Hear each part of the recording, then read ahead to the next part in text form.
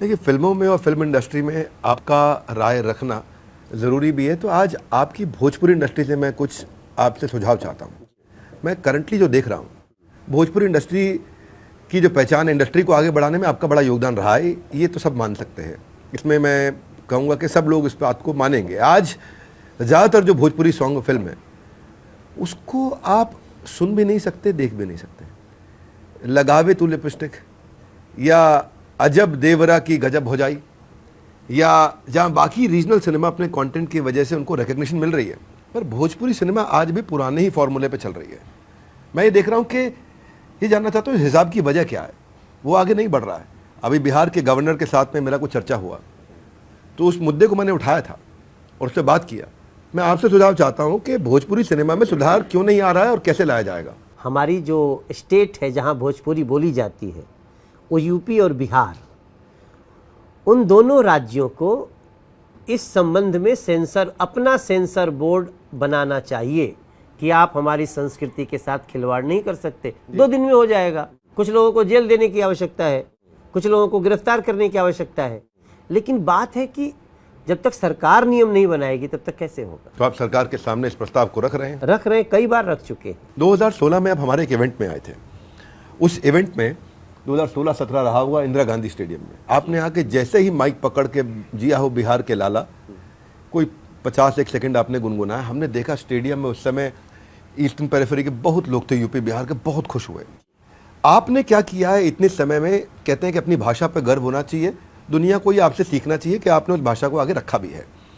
आपने अपनी भाषा को मान सम्मान भी दिलाया मनोज जी। लेकिन जब मालिनी अवस्थी को भोजपुरी का ब्रांड एम्बेसडर बनाया गया तो आप नाराज हो गए। तब आपका कहना कि दूसरी भाषा के कलाकारों का ही चुन लिए भैया, वो तो गलत काम कर दिया। तो आप मालिनी अवस्था उनके खिलाफ खड़े हो गए। आपकी इस थ्योरी को अगर माना जाए कि भाई वो भोजपुरी नहीं है, उनको ब्रांड एम्बेसडर नहीं बनाना चाहिए, तो उस थ्योरी के हिसाब से मनोज जी, अमिताभ बच्चन को भी गुजरात का ब्रांड एम्बेसडर नहीं बनाना चाहिए। वो कहाँ गुजराती हैं? तो इस विरोध के पीछे क्या कारण था? क्योंकि एक क्या है कि उसमें हमारा मालिनी अवस्थी जिससे कोई मतलब नहीं था। हमारे यहाँ शारदा सिन्हा जी हैं, हमारे यहाँ भरत शर्मा व्यास जी हैं, इनको सम्मान दिया जाए, ये हमारा टॉपिक था। मालिनी अवस्थी जी से कोई विषय मेरा। बेहतर एक्टर कौन है, रवि किशन जी या मनोज तिवारी जी? एक्टर तो वही बढ़िया है। किस चीज में आप खुद को बेहतर मानते हैं, गायक, नेता या अभिनेता? बेहतर नहीं कहूंगा, बेहतरीन, इन तीनों में से किस में मानते हैं? नहीं, मैं एम गुड सिंगर फर्स्ट। अच्छा, राहुल गांधी या केजरीवाल, दोनों में ज्यादा समझदार कौन है? ये दोनों समझदार की श्रेणी से बहुत दूर है। कोई ऐसा गाना जो आपको लगता है कि आपको नहीं गाना चाहिए था? ऐसा कोई गाना नहीं है। जो भी गाया हूँ, I am proud of that song. कोई ऐसा गाना जो मनोज तिवारी जी आज भी वही कई सालों के बाद पर्सनली गुनगुनाना पसंद करते हैं? बहुत सारा गाना, जिया हो बिहार के लाला, मैं अक्सर गुनगुनाना पसंद करता हूँ। डॉली बिंद्रा के साथ आपकी फाइट आज भी खूब वायरल है। आज आपका कद ऊंचा हो गया है। अगर मौका मिले डॉली बिंद्रा के साथ बिग बॉस दोबारा जाएंगे कि नहीं? पूछ रहे हो, डरा रहे हो। चलिए, उत्तर मिल गया। पॉलिटिक्स की सबसे अच्छी बात क्या समझते हैं आप? पॉलिटिक्स की सबसे अच्छी बात यह है कि पॉलिटिक्स गंदी नहीं होती है, पॉलिटिशियंस गंदे हो सकते हैं। सब पॉलिटिशियंस में मनोज तिवारी जी के आज तक के फेवरेट प्रधानमंत्री कौन रहे? Of course Narendra Modi. अगर मौका मिले तो कहाँ का मुख्यमंत्री बनना चाहेंगे मनोज तिवारी जी? बिहार के, उत्तर प्रदेश के या दिल्ली के? कहीं का बना दो, अच्छा होगा। आम आदमी पार्टी में आपका बेस्ट फ्रेंड कौन है? कई लोगों से मेरी ठीक ठाक बात होती है यार, ये बहुत फंसाने वाला सवाल है। छोड़ देते हैं। एक शब्द में मनोज तिवारी जी को अगर खुद के बारे में बताना चाहें तो मनोज तिवारी जी अपने लिए एक शब्द क्या कहेंगे?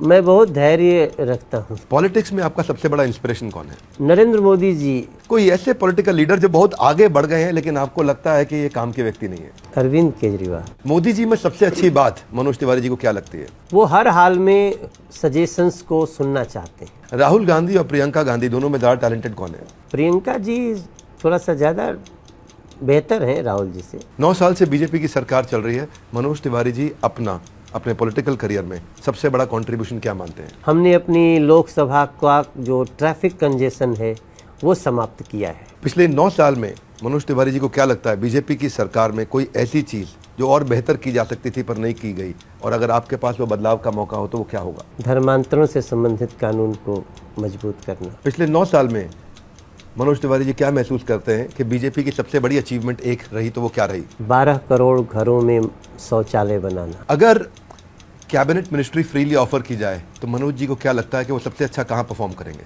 हम लोगों को जो भी जिम्मेदारी पार्टी देगी हम उसे निभा सकते हैं ठीक से। मनोज तिवारी जी का आगे अगले 5 साल में क्या लक्ष्य है? दिल्ली की यमुना जी को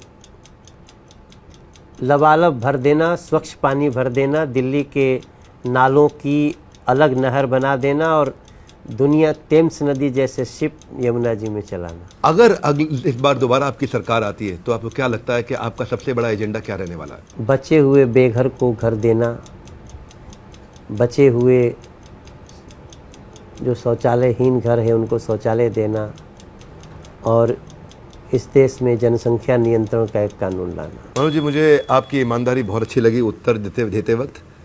जो उत्तर आप नहीं देना चाहते थे आपने विनम्रता और ईमानदारी से मना किया, अन्यथा आपने सारे उत्तर बहुत सुंदर तरीके से दिए। पहले भोजपुरी इंडस्ट्री ने आपको पहचान दी, उसके बाद आप खुद भोजपुरी इंडस्ट्री के पहचान बन गए। आपने अपने पीछे बाकी सारे भोजपुरी आर्टिस्ट के लिए एक बहुत सुंदर रास्ता बनाया है जिसको यकीनन हम सब मानेंगे और वो काबिल तारीफ़ है। इस मंच पर आने के लिए, गरिमा बढ़ाने के लिए, लोगों के साथ अपने विचारों को पहुंचाने के लिए आपका हृदय की गहराइयों से बहुत बहुत धन्यवाद।